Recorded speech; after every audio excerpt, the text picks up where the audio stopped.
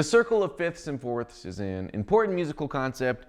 It goes past just the guitar. It applies to every instrument. It's just general music theory, basically. But we're going to look at this in the context of the guitar. And after kind of explaining how the circle of fifths and fourths works, I'm going to do a whole nother video on just some practical applications about how this information can be helpful to us specifically as guitar players.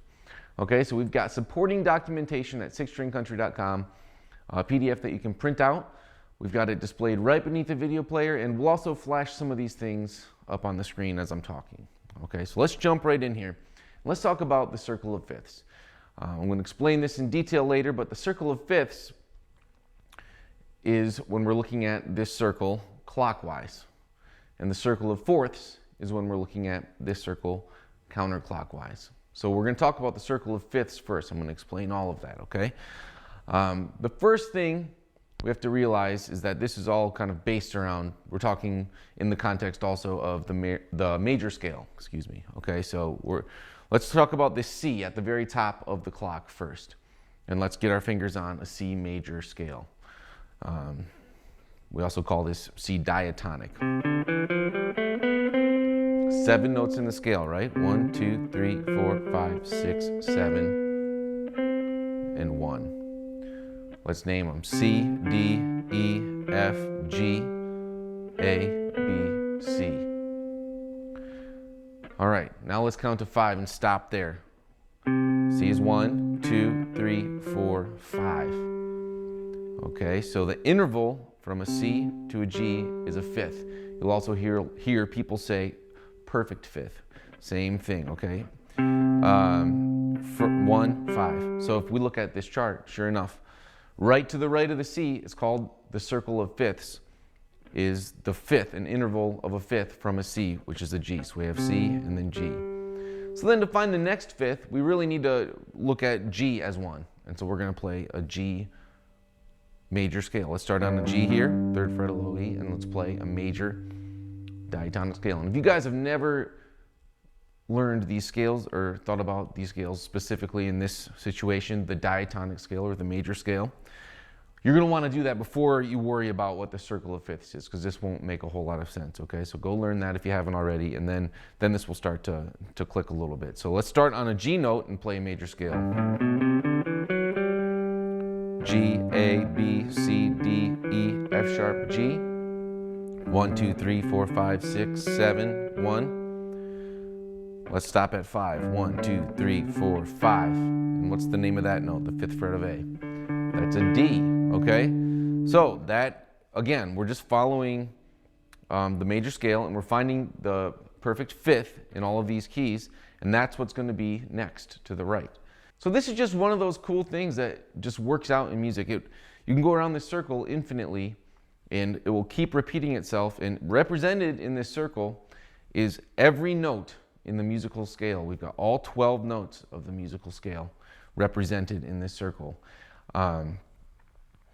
And another thing that you'll notice is as we go around the circle, we start with 0 sharps and flats. A C scale has 0 sharps and flats. 1, 2, 3, 4, 5, 6, 7, 1. C, D, E, F, G, A, B, C. You notice I'm never saying sharp or flat after that. And it increases by 1 every time. So when we play the G scale, let's say them and count how many sharps we have. G, A, B, C, D, E, F sharp, G. So how many times did I say a sharp or a flat after a letter? Once. Let's play a D scale. And let's count them.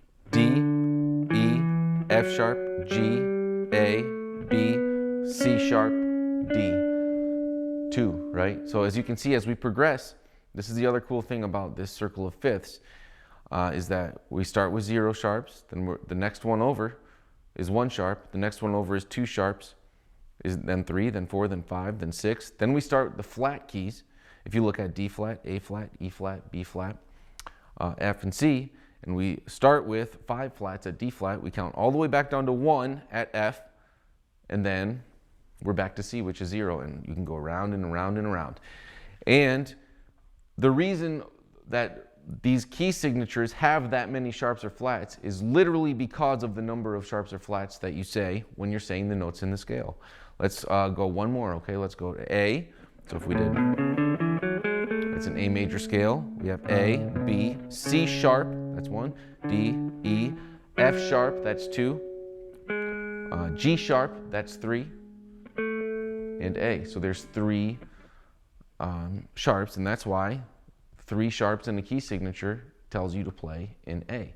All right, let's do one of the flat keys. Let's do F. F, G, A, B flat, that's 1. C, D, E, F. So there's 1 flat. If you see 1 flat as the key signature, you know that's F. And eventually, we need to just know that. We need to memorize the fact that if we see 1 flat, we're in the key of F and we can play. You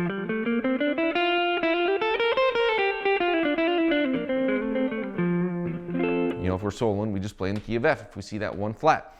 But as we're thinking through this and writing things out the first time, we know that that's because there's literally 1 flat as we play those notes through a major scale.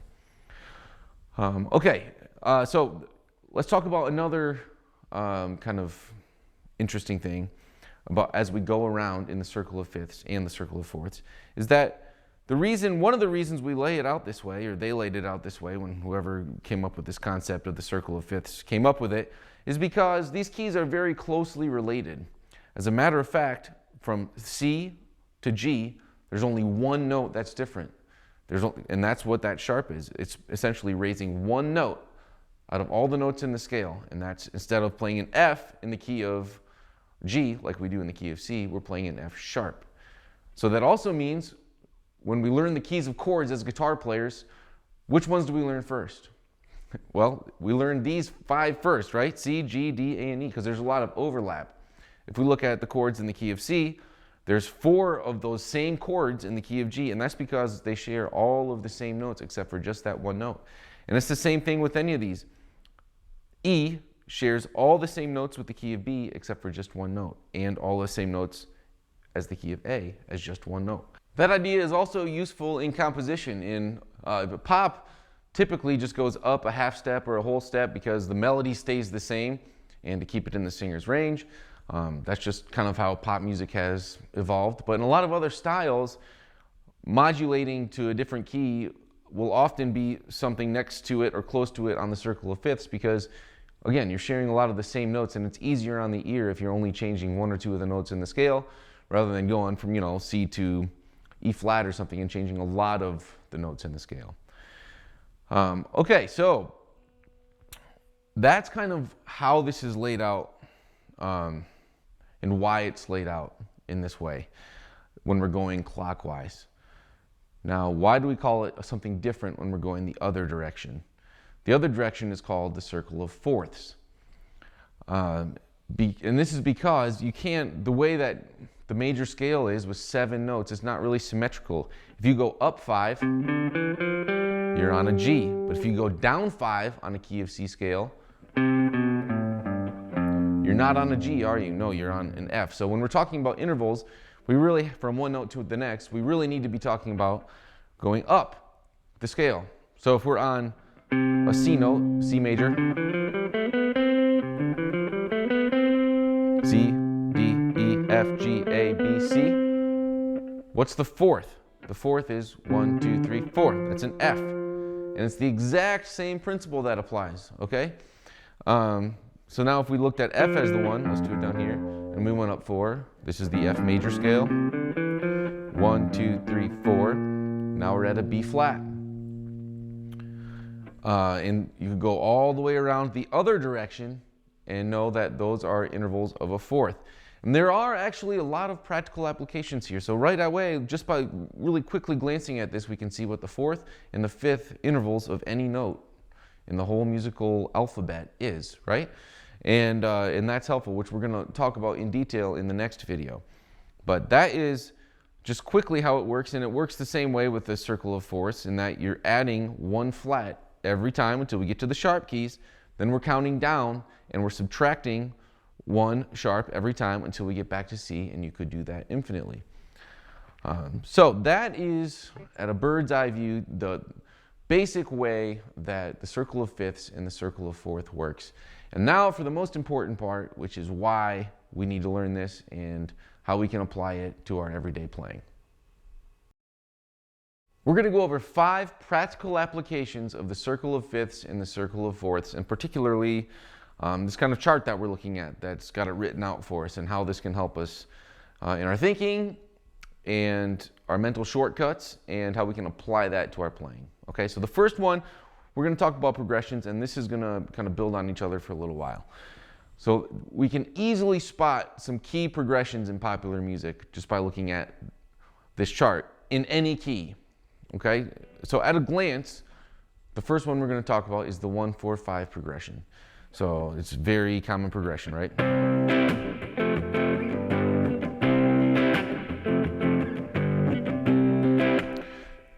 We actually have a whole nother tutorial just talking about how to identify that 1-4-5 based on some different fretboard patterns. But this is another way. So we can look at the circle of fifths and fourths, and the note, to pick a root note. Okay, so let's start at the top, C.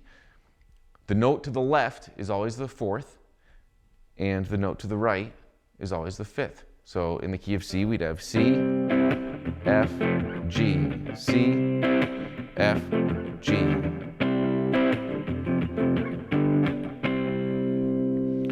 All right, but the cool thing is you can do that in any key. So say you wanted to modulate up a whole step to D. Well, let's find the D. What's the fourth? If we look to the left, it's a G. If we look to the right, the fifth would be an A. So let's try that.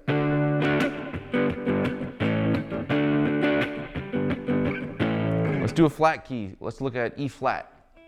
The flat, E flat. So if we look at, counterclockwise or to the left, we'd have an A flat. If we look at clockwise to the right, it would be a B flat. So that would be E flat, A flat, B flat.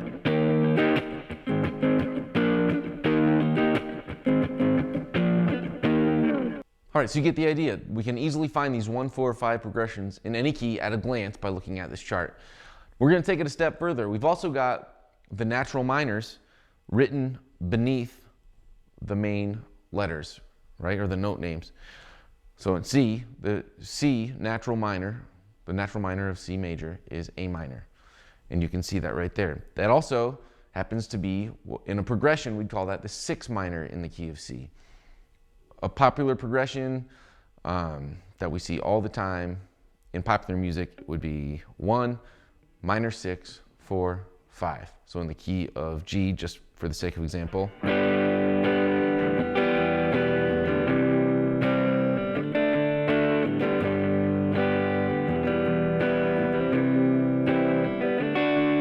we have 1, minor 6, 4, 5.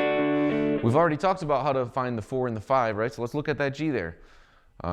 We know we're going to find the 4 by going left 1, or counterclockwise 1, and we're going to find the 5 chord by going clockwise, or to the right 1.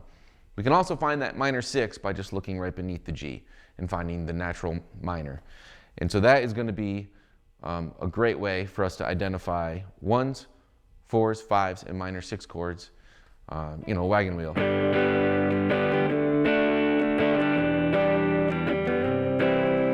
1, 5, minor 6, 4. So then the singer goes, hey, guys, my voice works better in E.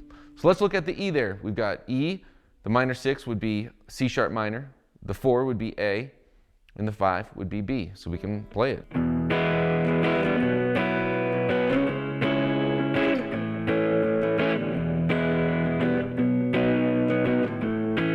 Right? So it's just a quick way to find some of these really key progressions that, especially if we're talking about popular music, we just use all the time.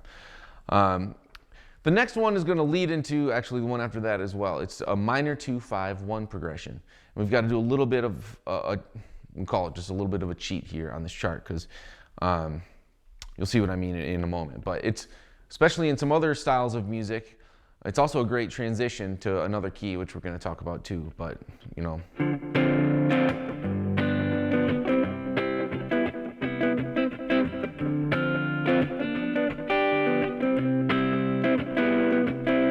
this is 2 minor, 5, 7, and a 1. 5/7, I just mean a dominant 7. So we have a 2 minor, a 5 chord, and a 1 chord.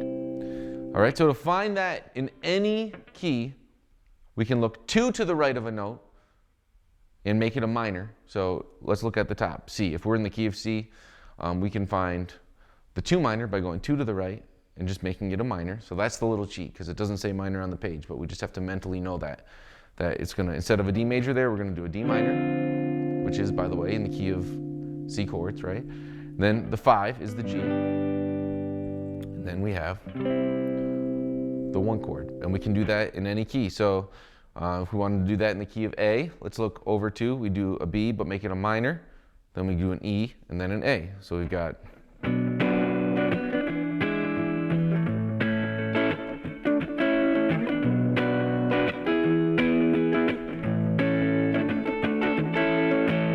all right, that's going to bring us right to this next concept, which is going to talk about modulating, or going from one key to another key. And you could use this if you're composing a song or writing a chart. Maybe you're arranging a song for yourself or for a band, and you want to throw a key change in there and you want to get into a new key. There's a couple ways that are pretty easy to do that on the guitar. And the first thing we're going to talk about is just the relationship of a 5 chord to a 1 chord. So if we look at that top one, the C, what's the 5 chord? We already talked about this. That's going to be a G, right? So it's G to C. And specifically, a 5, what we call a 5/7 or a 5 dominant 7. Always, that's a G7, makes your ear want to go back to resolve that to the 1 chord, okay? 5, 5, 7, 1. You can play that G7 any way you want to the 1. So if you're in a different key, say we're in the key of B flat.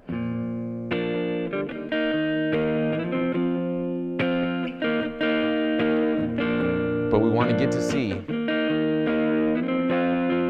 Just hit that 5/7 of the new key, then you're into C. So that 5 chord, especially if you make it a dominant 7 chord, is going to set you up for everyone who's listening, for their ears to want you to get into that new key. And what we just talked about with this 2-5-1 progression is another great way. So let's try it again in that B flat, and we're going to get to C, and I'll show you a different way we can do it. So we're in the key of B flat, we have B flats, F. I'm going to do a 2-5-1 in the key of C.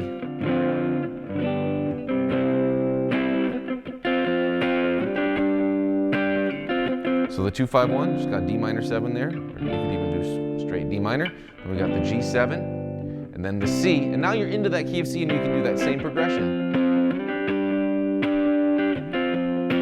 So again, we can use this circle of fifths and fourths to really help us when we're thinking through some of these things, and how we can successfully accomplish a transition and find these progressions very fast. The last thing we're going to talk about, it's not the only other practical application, but the last thing we're going to talk about in this tutorial is just some mental shortcuts we can have by looking at this diagram, or this circle of fifths, keeping this sheet handy.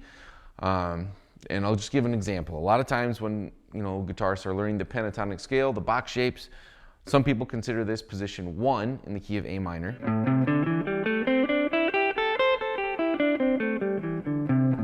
Which is correct. That's position 1 if you're looking at it as an A minor pentatonic. But other people, like me, when I was learning, I learned these box shapes in the major, starting with the major pentatonic, okay? So this was position 1, and this was position 5.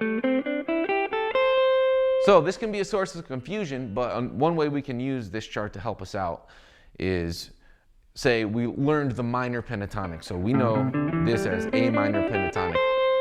But somebody says, hey, this song's in the key of C. This would be an easy one, but we know that A minor pentatonic and C major, they share the same notes, right? I've got a whole video on that, so look that up, major versus minor pentatonic. They share the same notes, so if we're just noodling or skating over the top, we can use the same scale. Eventually, you want to think about it differently. You want to think about it as a major or a minor, but if we're in a pinch and we need to figure out what notes to play over a C major progression, you can look at this chart and connect the major to the natural minor scale. So it could be a little different if you're playing in, if someone says, okay, we need a solo in the key of B. you could look at this chart and go, okay, well, I know my minor pentatonic, so I'm going to play G sharp minor pentatonic.